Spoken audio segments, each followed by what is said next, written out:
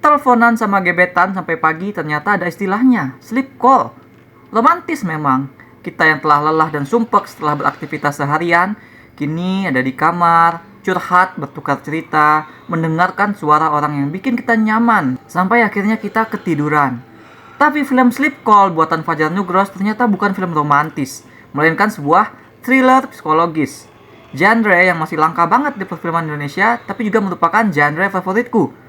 Dan film Sleep Call ini, aku merasakan ruh dan bentukan cerita psikologis serupa film favoritku Mulholland Drive. Jika perjalanan Diane dalam Mulholland Drive sesungguhnya adalah gambaran yang menyingkap true nightmare di balik gemerlap Hollywood, maka Sleep Call sesungguhnya adalah wake up call bagi orang kecil seperti Dina bahwa no matter what, Jakarta itu keras. Hidup itu keras.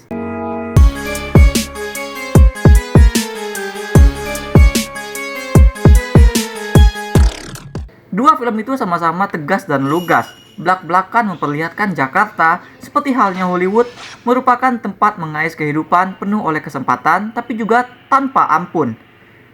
They could make us jika kita mau put on an act, atau tempat itu will definitely break us. Dina terlilit utang. Untuk bisa melunasi pinjaman online-nya, dia terpaksa harus kerja jadi karyawan pinjol. Ironis banget. Dina harus bermanis-manis supaya orang mau minjem ke perusahaannya, dan pada gilirannya, Dina juga harus galak supaya peminjam takut dan mau membayar utang mereka. Inilah yang Dina nggak bisa. Dia nggak bisa marah sama pengutang karena dia berada di posisi yang sama. Performa kerja yang buruk, relasi dengan sahabat dan sesama karyawan lain yang hambar, serta kebutuhan hidup yang terus menekan. Satu-satunya tempat tenang bagi Dina adalah tempat yang ia kunjungi setiap jam 10 malam.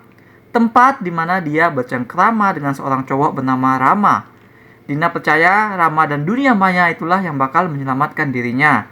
Tapi keadaan semakin buruk, nyawa-nyawa mulai melayang saat realita menghantam sampai ke dunia aman Dina tersebut. Seperti yang dilakukannya dalam film Inang tahun kemarin, Fajar Nugros kembali bermain-main dengan peran meta.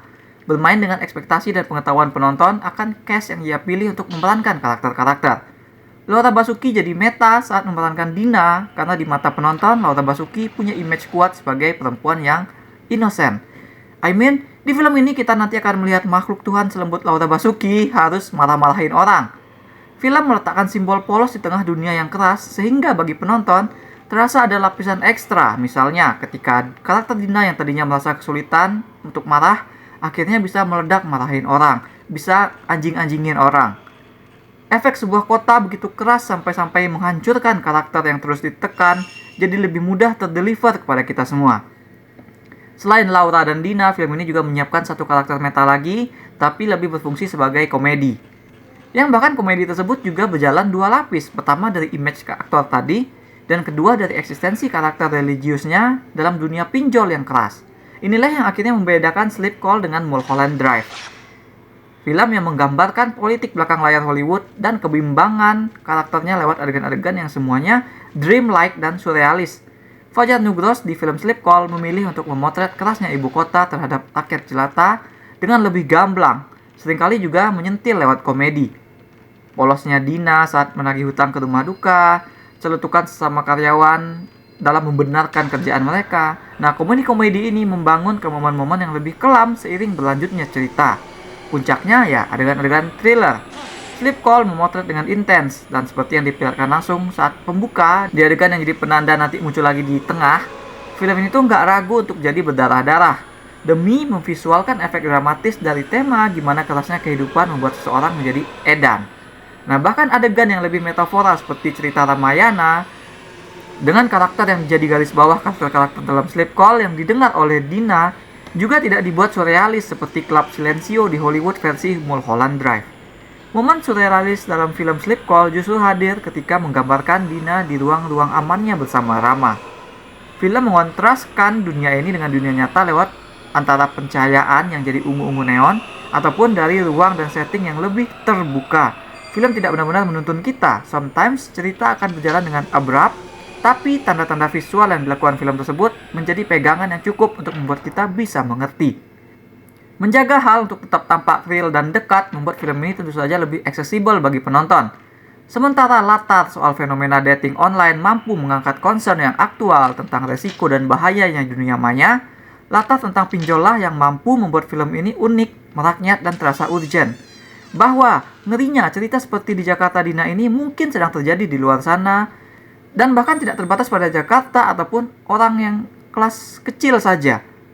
Senyum dan marah, nyata dan maya, kaya dan miskin. Duality itu menghiasi cerita seperti membangun kepada komentar sosial yang ingin disampaikan oleh film ini.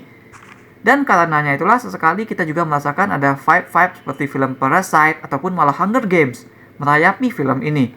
Ada satu adegan yang benar-benar memperlihatkan jurang antara dua kelas sosial tersebut, yang memperlihatkan saat si kaya hanya menganggap si miskin sebagai hiburan. Orang-orang miskin harus saling bunuh demi bisa survive, dan orang-orang kaya yang memperkerjakan mereka supaya untuk saling bunuh. Nah, di dunia yang begitu keras membagi manusia ke dalam dualitas inilah, kita tidak bisa mengharapkan ada penyelamat yang datang. Pada akhirnya, seperti Dina, kita harus menyelamatkan diri sendiri. Pandangan tersebut saat dibawa oleh film ke dalam perspektif karakternya, membuat cerita menjadi kisah personal seorang perempuan, bukan saja semata soal miskin dan kaya. Dengan ini, duality film ini bertambah satu, yaitu tentang gender. Cerita Ramayana tadi seketika jadi epos usang, yang oleh karakter utama cerita ini hanya jadi harapan kosong. Film menuai bobot dramatis lebih lanjut dari sini. Semuanya bakal terhimpun menjadi satu penyadaran dan akhir yang dramatis dari perjalanan karakternya, sehingga film ini terangkat bukan hanya sekedar jadi soal ternyata. Karena memang lubang Batman pada genre psychological thriller adalah cerita jadi cuma tentang ternyata karakternya siapa atau apa, ya kan? Lupa memuat journey dan pengembangan inner dari si karakter. Kembali kita ambil contoh film Mulholland Drive-nya David Lynch tadi. Film tersebut memang bergerak dalam bangunan untuk mengungkap apa yang sebenarnya terjadi. Siapa sebenarnya Betty dan Diane, siapa Rita, Camilla, dan banyak lagi. Tapi melalui proses pengungkapan dan visualisasi dunia surrealis tersebut, kita bisa melihat journey satu orang sebagai perspektif utama cerita. Ketika kita menyadari dia sebenarnya apa, kita memahami kenapa karakter tersebut bisa menjadi seperti itu.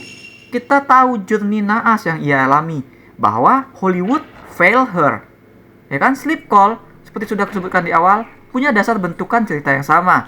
Di akhir cerita kita sadar, seperti juga Dina menyadarinya, bahwa apa sih sebenarnya Dina ini gitu. Tapi film tidak stop di sekedar ternyata dia itu siapa atau apa.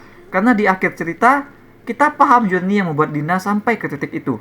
Kita paham gimana Jakarta, nyata ataupun maya, broke her, ngerusakin dia. Perubahan karakternya yang telah kita antisipasi dari polos jadi beradaptasi dengan kerasnya dunia, jadi punya dramatic irony setelah kita melihat apa yang dia lakukan di akhir. However, karena itulah aku merasa film ini agak overkill saat membentuk backstory dari journey Dina. Harusnya ada batasan jelas kapan Dina, biar nggak spoiler amat, katakanlah rusak, ya kan? Membuat Dina ternyata sudah mulai rusak sudah dari awal, seperti yang dilakukan oleh film ini, malah mengaburkan journey yang ia alami dalam frame waktu cerita film ini berlangsung, mengurangi efek dramatis soal tidak ada tempat untuk dia menaruh harapan. Karena sekarang kita jadi ragu apakah hubungan dia dengan Rama selama Sleep Call itu ada simply karena Dina sudah rusak, atau itu adalah bentukan yang kompleks dari proyeksi dirinya yang berjuang mengarungi dunia nyata yang keras dan kejam. Yang aku percaya inilah yang sebenarnya diniatkan oleh film, ya kan? Tapi ya, film ini sendirinya jadi agak sedikit terlalu terlena dengan elemen thriller dan karakter utamanya. Film ini adalah apa yang terjadi ketika filmmaker yang tahu persis apa yang mau dibicarakan, yang sudah mulai punya bentuk khas, tapi tetap membuka diri untuk tantangan baru. Tahun lalu Inang dibuat oleh Fajar Nugroho sebagai sebuah elevated horror, tapi agak kurang pada galian psikologis. Film kali ini bukan saja beneran sebuah psychological thriller, tapi menurutku film ini punya keunikan untuk bisa bertanding dengan Mulholland Drive.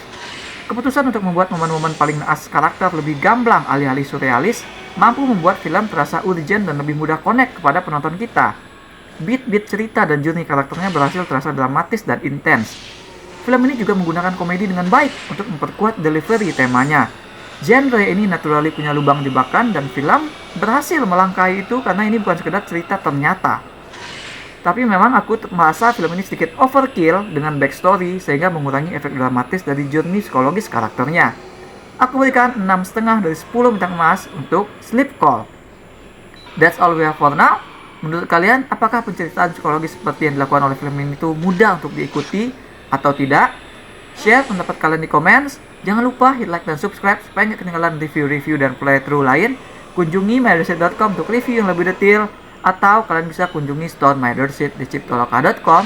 Ada banyak kaos dan pernak-pernik custom yang unik, mulai dari film, musik, game, hingga wrestling. Thanks for watching. Remember, in life, there are winners and there are losers.